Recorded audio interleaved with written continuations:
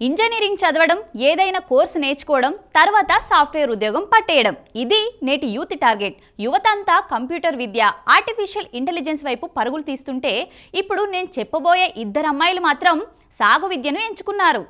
ఉద్యాన రంగంలో భవిష్యత్తు కోసం కలలు కని వాటిని నెరవేర్చుకోవడానికి ఇష్టపడి చదివారు. దానికి ఫలితంగానే G Chaitanya, Achyuta Monika gold medal సాధించారు. కొండా లక్ష్మణ్ తెలంగాణ రాష్ట్ర ఉద్యాన విశ్వవిద్యాలయ స్నాతకోత్సవంలో రాష్ట్ర గవర్నర్ జిష్ణుదేవ్ వర్మ చేతుల మీదుగా వాటిని అందుకున్నారు. ముందుగా చైతన్య గురించి చెప్పాలంటే, హైదరాబాద్లోని చందానగర్కి చెందిన చైతన్య తండ్రి రమణారెడ్డి చిరుద్యోగి, అమ్మ పద్మ గృహిణి.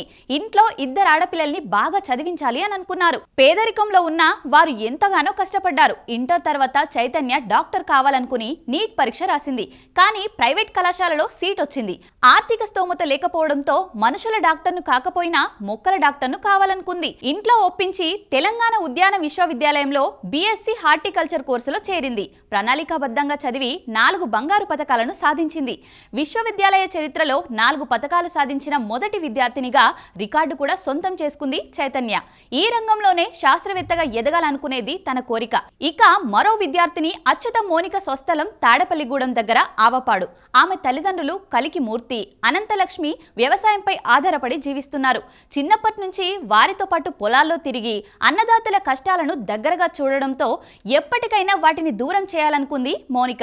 అందుకే ఇంటర్ తర్వాత ఎంసెట్ రాసి ఏపీలోని వైఎస్ఆర్ ఉద్యాన విశ్వవిద్యాలయంలో బీఎస్సీ హార్టికల్చర్ కోర్సు పూర్తి చేసింది. ఈ డిగ్రీతోనూ ఉద్యోగాలు లభించే అవకాశం ఉన్నా శాస్త్రవేత్త కావాలనే లక్ష్యంతో తెలంగాణ రాష్ట్ర ఉద్యాన విశ్వవిద్యాలయంలో పీజీ సీటు సాధించింది.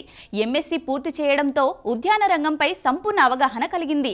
ఈ క్రమంలో 2 గోల్డ్ మెడల్స్ కూడా సాధించింది. తాను నేర్చుకున్న జ్ఞానాన్ని తన తండ్రి లాంటి రైతులకు అందించి వారి అభ్యున్నతికి కృషి చేస్తానంటోంది అచ్యుత మోనిక. నలుగురితో పాటు కాకుండా భిన్నంగా వెళుతున్న ఈ ఇద్దరు గోల్డ్ మెడలిస్టులకు మనం కూడా ఆల్ ది బెస్ట్ చెప్దాం.